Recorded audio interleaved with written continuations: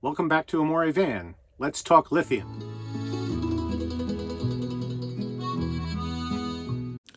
Hi, it's Guy.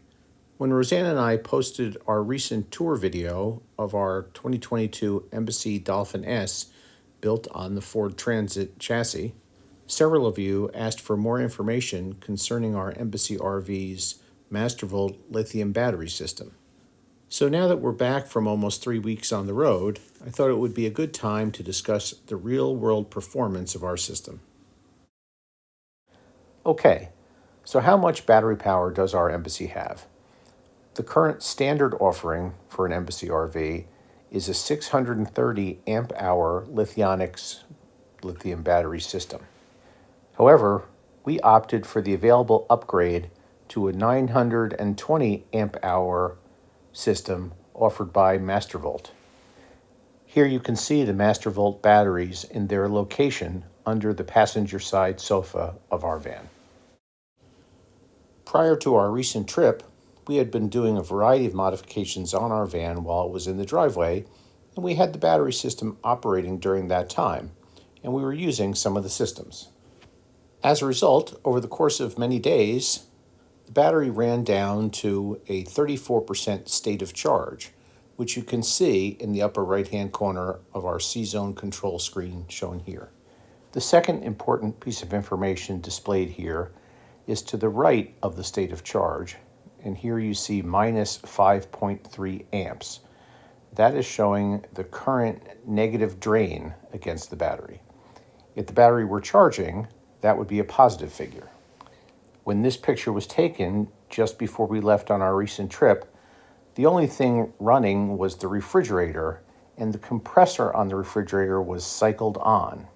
I can tell you from experience that when the refrigerator is on but the compressor is cycled off, that number drops to about minus 2.1 amps. Now let's look at what happens once we're underway on our trip. Our Embassy comes equipped with a powerful second alternator dedicated to charging the house batteries, which of course can also be charged by hooking up to shore power. So here you can see that after a little bit more than an hour and a half on the road, driving at mostly highway speeds, our battery state of charge has risen to 66% already. And you can now see that with the vehicle in motion, the number to the right of the state of charge percentage is now a positive figure, 130 amps of charge coming into the battery. During the course of our recent travels, we found this to be fairly typical.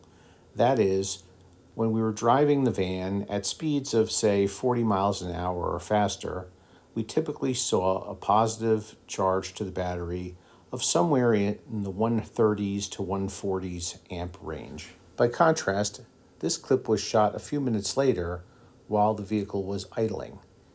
Here you can see that at idle, about 57 to 58 amps of positive charge are being received by the battery.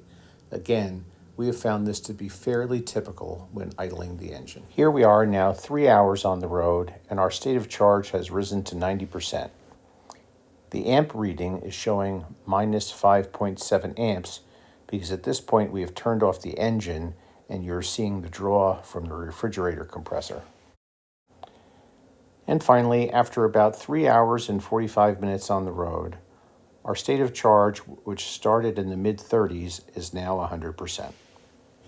So, once fully charged, how did our battery hold up under real-world camping conditions?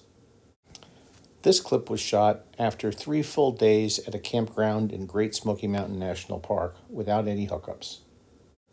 When we arrived at the campground, we were at 100%.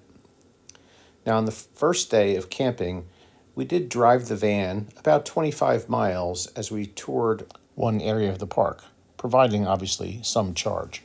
But other than that, for the remainder of our 3 days, our van was stationary and we did not idle the engine. We used the tea kettle each morning, we used the microwave, and we used the induction cooktop. And we routinely charged our various devices. Yet this clip was taken as we pulled away from the campsite after 3 days with our state of charge still a healthy 60%. Now, as I said earlier, we did not have need for air conditioning on this trip. But with that said, it was clear that our Mastervolt 920 amp hour lithium system made our Embassy RV a very capable off-the-grid vehicle. We hope you found this helpful, and we'll see you next time here on Amore Van.